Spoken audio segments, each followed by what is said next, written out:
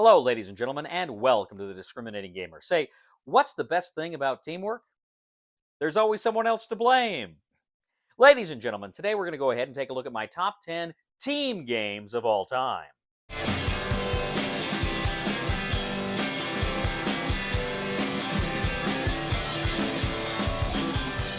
We'll get back to the review in just a moment. I want to take a minute to ask you to check out my other channel, that is Cody Carlson, PhD, where we talk about history, books on history, military history. I even post some of my lectures for my classes on there. Please check that out. Please subscribe to that channel. And now, back to the review. Well, ladies and gentlemen, welcome to my top 10 team games. Let me go ahead and define what I'm saying here with team games. First of all, it must be at a minimum 2v2, no all-on-one games here. We need actual teams on both sides.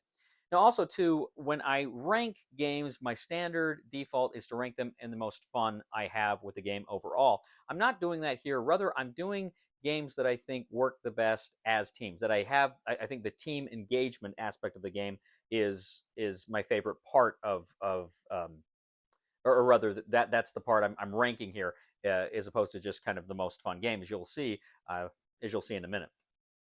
So I want to go ahead and talk now about the most fun team games I've ever played. First of all, honorable mentions. Quartermaster General 1914. I really enjoyed this game.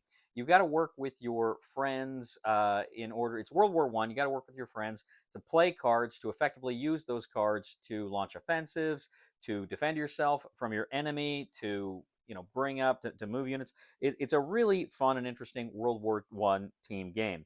Also, too, Plains Indian Wars. This is a game where you are, you've got, on the one side you got like the settlers and the United States Cavalry. On the other side you got the North Plains Indians, the South Plains Indians, and you've got to work together in order to complete the railroad or interdict the railroad. Very fun GMT games there. And of course, Axis and Allies. Axis and Allies is a great game you can play with teams. Now, you can also play that two-player. And frankly, I probably do prefer it as a two-player, which is why I didn't make the list. But when you play with teams, it is pretty fun, and I do enjoy that. Let's go ahead and jump into the list. Now, my number 10 is a game that I just have only played once, and I played it fairly recently. And it is a game that is not yet available. I did a preview video for it. But this is World Spanner Factions from World Spanner. World Spanner Factions is the heir to Duel of Ages 2. It's the new iteration of Duel of Ages 2. And essentially how this game works is you and your friends, you're these teams of like people from history, lore, science fiction, and you're all getting together and you're combating the other side's teams. You're working together to fulfill certain aspects of these different faction modules that you go on, these keys that you go on. But critically, you have to work together, and you have to work out strategies in order to achieve your objectives. You can trade items and units, which you're frequently doing here. And I love the fantasy aspect of this game, and I love how it all comes together and how you work together. So that is number 10. That is World Spanner Factions, and that is from World Spanner. My number 9 is a game that it only is a team game if you play with a certain expansion. And this is Star Trek Ascendancy, the Dominion War. The Dominion War essentially allows you to play this game as a team game. You've got the Dominion, which will ally with a faction in the Alpha Quadrant, and then the two other teams will be against them. Star Trek Ascendancy is just a great game where you've got the space lanes, you're exploring. Here, actually, in this scenario, you've explored a lot already when the game begins. But you're exploring stuff, and you've got these different kind of choke points on the board. And so it's fun to use yourself and your teammate to see how you can exploit the choke points, but how you can trade abilities, and you can play abilities off of each other and stuff like that. It gives you a lot of options. Now, I love just playing Star Trek Ascendancy on its own, where it's everybody for themselves. But this team version, I really liked a lot. Maybe my favorite way to play the game. So that is Star Trek Ascendancy, the Dominion War. That is number 9, and that is from Gale Force 9. My number 8 is a great miniatures game. This is Star Wars X-Wing. Now, I've always enjoyed playing Star Wars X-Wing, but I always really appreciated it whenever I would play a 2v2 game with it. Because, again, it's kind of a free-for-all. You're kind of all out there blowing each other up. But the way you can kind of be someone's wingman and kind of support someone is they're going in for a kill and maybe get lucky and get something yourself. I really appreciated that aspect. It was always a lot of fun when you go back and forth, and again, where you the way you activate the pilot skill number that lets you activate, but then also lets you move first, but then you'll fire last, kind of a thing, was always very interesting to see how that played out when you had allies. And I love, of course, the Star Wars theme. But in the games I played, where I played on 2v2, I just had a ball. Super fun game. This is Star Wars X-Wing, and it's fun to see how the different characters and the different ships and the different upgrade cards you use can work and complement each other. That is Star Wars X-Wing. That's my number 8. That's from Fantasy Flight Games. Continuing that, my number 7 is another game that's in the same vein. This is Star Wars Armada. Star Wars Armada is a miniatures game, but here you got the big lumbering capital ships. And I always like this one quite a bit because, again, the ships have different abilities, and it's fun to work with a team to plot how your ships are going to work together in order to take out the enemies, the rebels, or the Empire. It's really, really well done, the game overall. But I like having different ships under different commanders. I think there's a way you could play it too, where one person controls the ships, one person controls the fighters. I never played it that way. I just played it where we controlled different ships. And again, I always had a blast. It was always fun to see how you can. I mean, when you're playing solo, there's different ships can complement each other, but it's so much more fun when you're doing it as a team and you're negotiating that. And I love, and one of the reasons why I love team games is I love negotiating with people. And I think that's just a super fun way to play this great miniatures game. So that is number 7. That is Star Wars Armada, and that is from Fantasy Flight Games. My number 6 is a game, and I haven't played this one in a few years. And again, you can play this game. It's up to 4 players. You can play it as a free for all, but I always play it as a team game because it is so much fun. And this is Conquest of Nerath, and this was from Wizards of the Coast. It's a Dungeons and Dragons game that's essentially Axis and Allies in fantasy. And you've got 4 corners of the board, and each faction kind of controls the corner. And there's a big sea and an island in the middle. And again, it just plays out like Axis and Allies, but you can also go on quests. You can send heroes and to do quests and stuff like that. And it's really fun, but the way it's oriented is usually the opposing factions are in different corners. So you got enemies to the left and the right of you. And you're trying to coordinate around that center, and it's not as easy as you would think because you don't have kind of interior lines here. And so you're trying to coordinate on that kind of board as best you can, but you find those opportunities to help each other, maybe with longer range units, flying units, boats, or whatever, and you can find ways to work it out. But it's a phenomenal game in its own right, and like I say, I've only played it. I've only really cared to play it as a team game because I love that idea of negotiation, essentially fantasy Axis and Allies. It's freaking awesome. So that is Conquest of Nerath. That is my number 6, and that is from Wizards of the Coast. My number 5 is a game that came out a few years ago, and first time I played it, absolutely fell in love with it. It is a variant, a new edition, I guess, of a larger family of games, and this is the DC Comics deck building game Confrontations. Now, how this works is, of course, DC has released the different, or Cryptozoic has released the different uh, versus. They did the first one, Batman and the Joker. Then they did Green Lantern versus Sinestro. And then they did Flash and Reverse Flash here just recently. They're fighting each other, and over the course of the game, you're trying to fight your rival, but you can also help out your neighbor, your uh, teammate by their confrontations, and you can like help with cards and stuff like that. So it's a great team way to play the DC Comics deck building game. I really enjoy just DC Comics deck building game in general, but this team game was really something special, and I really got a kick out of it. So that is the DC Comics deck building game Confrontations. That is from Cryptozoic, and that is my number 5. Now my number 4 is a great team game. In fact, I like this game as a game better than anything on this list, or indeed better than any other game at all. That's right, if you know the channel, I'm talking about War Room. This is a World War II game where you've got 3 players, Germany, Italy, and Japan, face 3 other players, that is the United States, Britain, and the Soviet Union. And what I love about this as a team game, now, like I said, this is my favorite game of all time, but like I say, I'm rating on how well they play as teams. What I love about this as a team game is, again, the negotiation, because you kind of have to.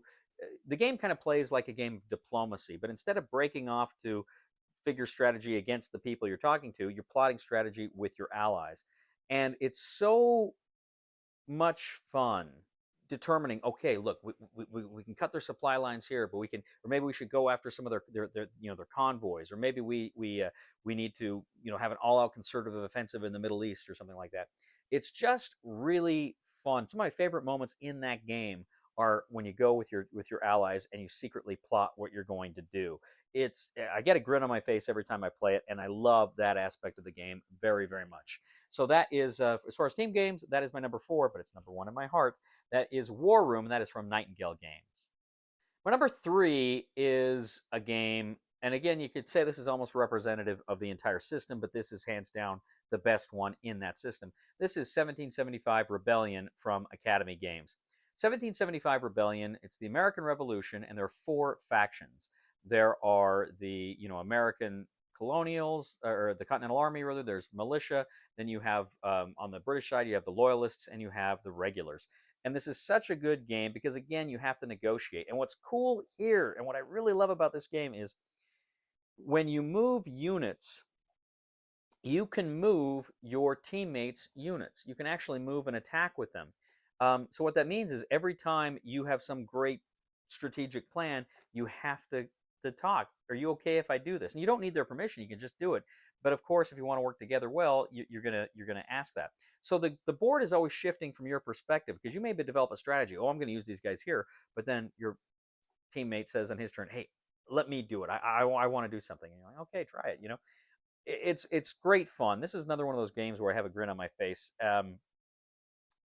Great area control, but really great teamwork here. This is 1775 Rebellion. This is from Academy Games. This is my number 3. My number 2. So this is a game. The original iteration and most of the iterations are 2-player games, 1 versus 1. But they're, with a certain expansion, you can make it a 4-player game, and this is my preferred way to play the game. I am talking about Undaunted here, the Undaunted Reinforcements pack. With Undaunted Reinforcements, you can essentially play games as 4-player games. And some of the most fun experiences I've had in this game have been with this 4-player. In fact, just a week or 2 ago, I was over to Ray's, and we had a couple of his buddies over, and we played Undaunted 4 players. It's fantastic. Now, if you played Undaunted, you've got like A squad, B squad, C squad, whatever. And here, typically how the game works is you've got one player playing A squad, another player playing B squad, or maybe, A, B, and then the tanks and support units. So there's different combinations here, and you are only controlling the people from the squads you own. And it's very fun, again, negotiating how you're going to achieve the victory, how you are going to effectively use what units you have to win. And Ray and I won that game too. But it's super fun. I absolutely love it. I love all the Undaunted titles, but there's a special place in my heart for the 4-player reinforcements system. Fantastic game, fantastic way to play. So this is Undaunted Reinforcements, and that is my number 2 from Osprey Games. All right, my number 1 team game of all time. This is a game that you need to play as a team game. I don't think you could play this as a single player. And you really need, for the full game experience, you really need 8 players, which means this is not a game you're going to get to the table very often. But when you do, it is magic. This is my favorite team game of all time. It is Captain Sonar. Captain Sonar from Madagot is just an absolute delight. It is team battleship, essentially. On each side, each ship has four crew members. You've got a captain, you've got a radio man, you've got an engineer, and you've got a first officer. And they each have specific jobs they have to do in the game. And it's played in real time. You can do a turn-based game. I've never played that, never had any desire to. It's played in real time, and there's a lot of pressure because you're hunting your enemy, and they're hunting you. And you can fire torpedoes, but you got to make sure your systems are working. You got to make sure you're loaded, ready to go. You can do kind of sensor sweeps, but you got to make sure everything works. And your radio guy, he's listening to the other captain, trying to figure out where they are, what their course is. And you, as the captain, if you play the captain, I've got to take all that information together and come up with the best decision you can. When I play the game, I prefer to play the captain. I mean, they're all fun positions, but I prefer to play the captain. That, to me, is the most fun. Played this game many, many times. And the best part is each game is only about 20, 30 minutes, and it is intense. This is a game, the first time I played it, I didn't know what to expect. Frankly, I was not super excited to play it, but we played it, and holy crap, we walked out of there with big old grins on our faces going, we could not believe how much fun that game is. And it is. If you have not had a chance to play Captain Sonar with a full 8 people, you need to go to a con. You need to make it happen. It is fantastic. The best team game, team interaction game I have ever played. Part of that is you've got so many teammates, and part of it is the way the various stations all have to coordinate. Fantastic game. So that is my number 1. That is Captain Sonar from Madagascar. Well, ladies and gentlemen, thank you very much. Let me know, what are your favorite team games? Do you like the games on my list? Do you not like the games on my list? Please let me know. Just keep it civil. And leave a comment here on YouTube, Board Game Geek, Facebook, on the discriminatinggamer.com. We really want to hear what you have to say. Why are you looking at me like that? We love to hear what you have to say. I love to hear what you have to say. I really appreciate it. And I may find games I haven't played before that I'm interested in. So please let me know. Also, too, please, I'd ask you to subscribe to my other channel. That is Cody Carlson, PhD. We talk about military history and books on history. I even post some of my lectures on there, so please check that out. Please subscribe to that channel. That would mean a lot to me. And then I'd also, of course, would ask you to give a thumb to this video on Board Game Geek. That also helps us out a lot as well. Also, too, please, if you do like the content we bring you here on the channel, I'd ask you to click on the Super Thanks button and leave a tip right there on the YouTube page. That means a lot to us. You know, I recently asked an instructor if she could teach me yoga. She asked if I was flexible. I said I can't make Tuesdays work. Please somebody help me on my feet again, and I don't know where I'm going, and I don't know where I've been. Please somebody help me on the solid ground. It's a long time, and I'll be dying. Once a year I wind up in the band. God knows that I love to fight, but I don't ever win. It's a fine line to damnation, but God let me in.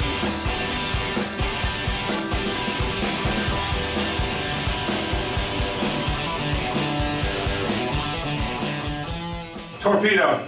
Where's detonating? D5. No. All right. East. Surface. Okay. What sector? Sector 4. Oh, south. Tell me we got weapons. Tell me we got weapons. Got weapons. 1, 2, 3. Detonate. Firing a torpedo. Detonating at D6.